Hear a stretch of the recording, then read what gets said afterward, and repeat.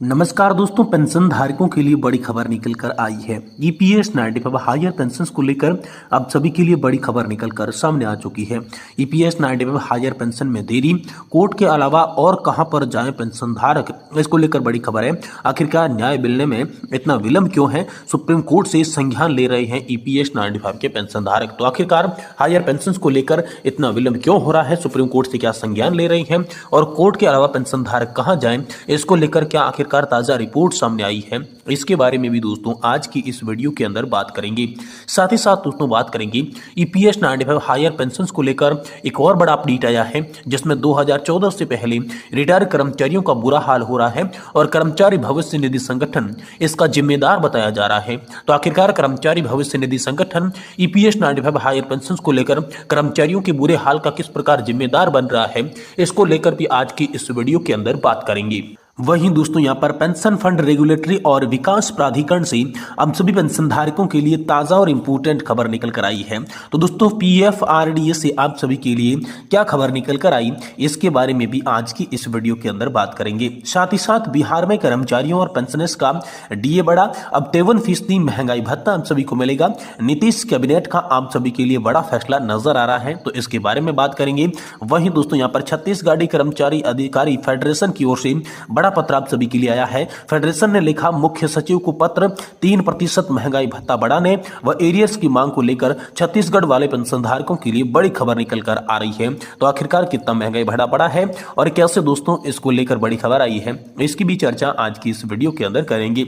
वहीं दोस्तों पेंशन प्राप्त करने वाले सभी पेंशन धारकों के लिए एक बहुत ही बड़ी गाइडलाइन जारी कर दी जा चुकी है, तो इसके बारे में भी आज की इस वीडियो के अंदर बात करेंगे।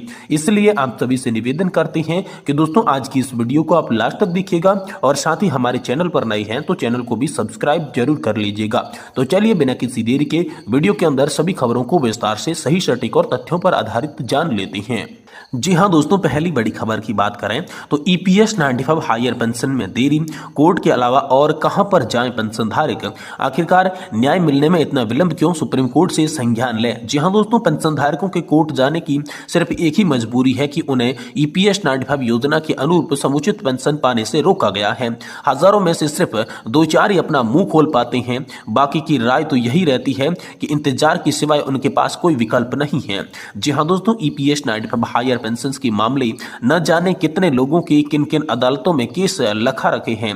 2 दशकों से भी अधिक वक्त गुजर गया, पर ईपीएस 95 के अंतर्गत आने वाले सैकड़ों सार्वजनिक उपक्रमों सहित निजी संस्थानों की सेवानिवृत्ति के लिए अभी तक एक भी ऐसा आदेश जो सब पर समान रूप से लागू हो, ऐसा नहीं निकल सका है। वहीं दोस्तों ईपीएस 95 राष्ट्रीय संघर्ष समिति के तमाम तरीके यहाँ पर कहना है, माना है कि अलग अलग याचिकाओं पर गुण दोष के आधार पर फैसले सुनाए जाते हैं, पर मुद्दा तो यहां पर एक ही नियम और कानून प्रावधान का है जो कि ईपीएस 95 के अंतर्गत आते हैं, वो तो एक ही है, अलग अलग तो नहीं है। सभी पेंशनरों के कोर्ट की शरण में जाने की सिर्फ एक ही मजबूरी है कि उन्हें ईपीएस 95 पेंशन योजना के अनुरूप जो है समुचित पेंशन पाने से रोका जा रहा है। उच्च पेंशन को लेकर पता नहीं कौन कौन क्या कर रहा है, लेकिन एक बात ही दिखाई देती है कि आज की दिनांक तक भी अनेक प्रकरण देश के विभिन्न उच्च न्यायालयों सहित देश की सबसे बड़ी अदालत में अनेकों पेंशन के प्रकरण लंबित पड़े हैं और उन पर अंतिम फैसला कब होगा यह भी सुनिश्चित कहा नहीं जा सकता और इसमें भी बहुत कुछ कठिन नजर आ रहा है। वहीं दोस्तों देश तो वही चला रहे हैं जिनका हमने चुना है, न्यायालय को हमने नहीं चुना तो कैसे बताएंगे? न्यायालय के प्रति हमारी निराशा सिर्फ इतनी है कि वो आम और खास के बीच अंतर कैसे कर लेती हैं। कोई खास न्यायालय में जाता है तो उसकी तुरंत सुन ली जाती है और कोई आम पक्षोधर होकर उसकी तारीख मिलती रहती है।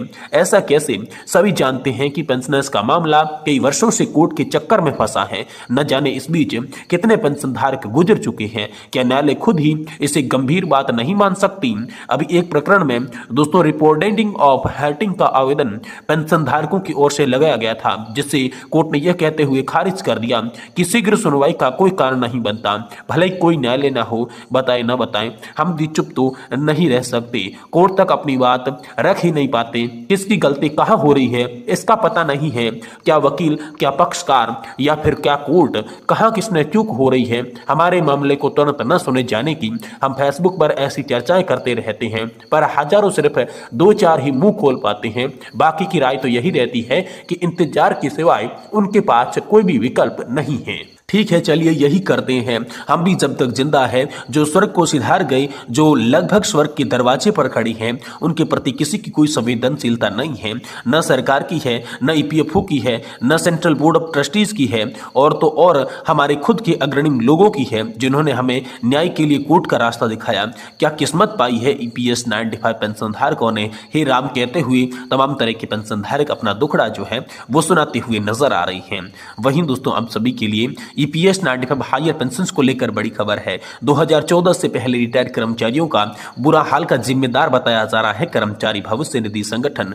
2014 से पहले सेवानिवृत्त हुए एक बार फिर से पेंशन धारकों की बदकिस्मती की खबर आ रही है। इनके लिए कर्मचारी भविष्य निधि संगठन और एफसीआई को जिम्मेदार ठहराया जा रहा है। ईपीएस 95 राष्ट्रीय संघर्ष समिति के रायपुर अध्यक्ष अनिल कुमार नामदेव ने भी इसको लेकर कहा है कि अभी तक किसी ने भी एफसीआई प्रबंधक पर उंगली जिम्मेदार नहीं ठहराया है, जो उन्होंने कर्मचारियों के साथ शुरू की थी जब कर्मचारी पेंशन योजना 1995 के समय लागू किया गया था, जिसके परिणाम स्वरूप अब सेवानिवृत्त हो चुके कर्मचारी बिना किसी गलती के इसकी सजा भुगतने को मजबूर है।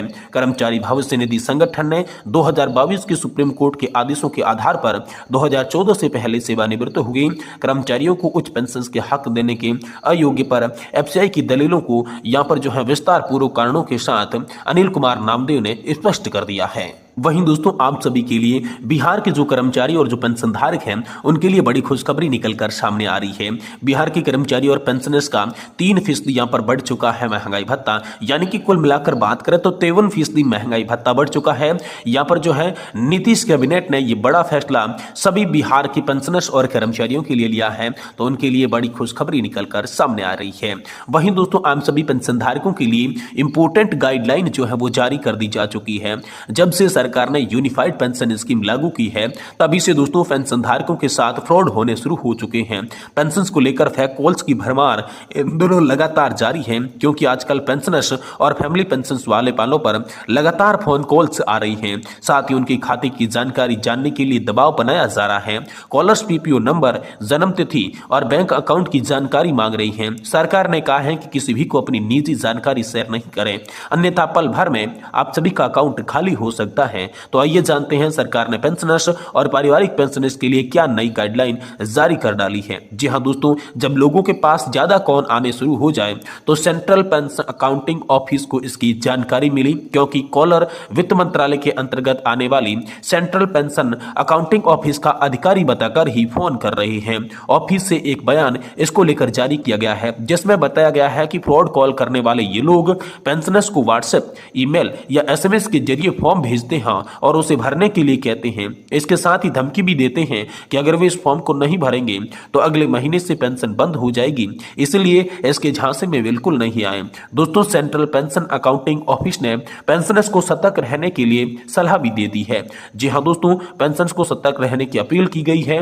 यहां पर सीपीओ पेंशन पाने वाले पेंशनर्स या फैमिली पेंशन पाने वाले को कहा गया है कि किसी भी को अपना PPO number, date of birth या फिर बैंक अकाउंट डिटेल शेयर नहीं करें, क्योंकि सीपीओ से कोई इस तरह का कॉल नहीं करता। ये पूरी तरीके से डिजिटल रूप से ठग होते हैं, इसलिए इनके झांसे में बिल्कुल नहीं आए, अन्यथा आपकी मेहनत की कमाई पल भर में गायब होते यहाँ पर देर नहीं लगेगी। तो दोस्तों, यहाँ पर जो है सीपीएओ की ओर से बड़ा आदेश जारी किया गया है। सेंट्रल पेंशन अकाउंटिंग ऑफिस की ओर से पेंशन धारकों के लिए गाइडलाइन जारी की गई है कि कॉल पर किसी भी प्रकार की कोई भी पर्सनल जानकारी शेयर नहीं करें, वरना दोस्तों आपका अकाउंट खाली हो सकता है। ये बड़ी गाइडलाइन सभी पेंशन धारकों के लिए हाल फिलहाल में जारी की गई है।